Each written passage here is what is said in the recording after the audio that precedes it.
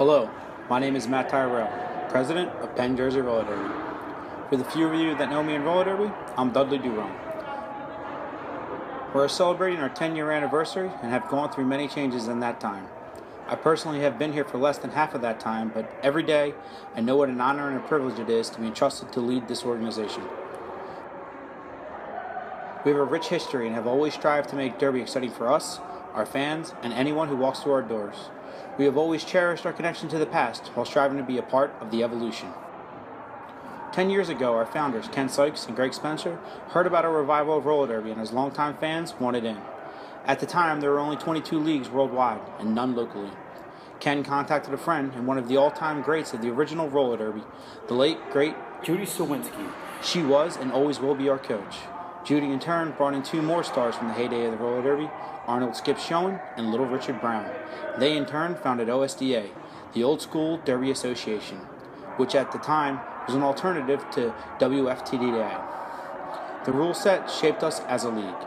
OSDA was formed as a way to legitimize the old game and its style of gameplay, with rules for that brand of roller derby. Since that time, we have gone on to play multiple rule sets. We've played old school games, new school games, and everything in between. We've held Hall of Fame events where we've played roller derby as it was played at its peak. These games have been held in honor of Judy and as an opportunity to play the old style with the old stars. Our women and our men have also competed in legit banked and flat tournaments and games against some of the best current talent in the world. We have since that time transitioned through many rule sets, having finally landed on RDCL for the women and MRDA for the men. We've learned a lot in the last 2 years. One of the pivotal moments for us was Battle on the Bank at LA's former doll factory 2 years ago. After seeing the doll factory and the competition we faced not only in battle but also at Derby Inc., we got inspired. We painted the walls, built bleachers, put a mural on the wall, reorganized the layout of the warehouse a half a dozen times, and strove to make any and all improvements that we could make. Not only to the warehouse, but to everything we do as a league. All things got kicked up a few notches. Training, PR, recruitment, everything. Shortly after we made our first major improvements to the warehouse, we hit a roadblock as the roof started to collapse around us. Almost daily, a new ceiling tile fell and a new leak sprung in a different part of the warehouse. As we suffered through one of the worst winters in the history of Philadelphia, with blizzards piling up on top of blizzards. We had to clean up the warehouse at least 2 hours before every practice to make the tracks usable. We spent entire nights hanging tarps to collect water into 3-foot-high drums that would constantly overfill in our absence. On the worst days, we would collect well over 200 gallons of water from the tarps, drums, and off of the floor that we would then have to transport and dump out the back-loading dock doors. For months, this was our norm. Through this, we survived. Last year, with the new roof, we saw a hike in our utility bills, and we spent most nights without heat and sub-20-degree temperatures. Once again, this has only made us stronger. Through it all, we have become voting members of RDCL and have a ranked MRDA team. Our goals have always been to be an exciting and legitimate roller derby league. To help us reach even higher levels, we need to do some reorganizing of the warehouse. We need to knock down some walls and get a handle on the environmental temperature of our space.